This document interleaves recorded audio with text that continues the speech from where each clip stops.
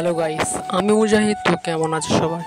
অনেক দিন পর একটু মাঠেতে আসলাম। তো এখানে সুন্দর শান্ত একটা পরিবেশ, আর খুবই ভালো লাগছে। ভাবলাম আমি একা কেন দেখবো, আপনাদেরকে একটু দেখার সুযোগ করে দিই।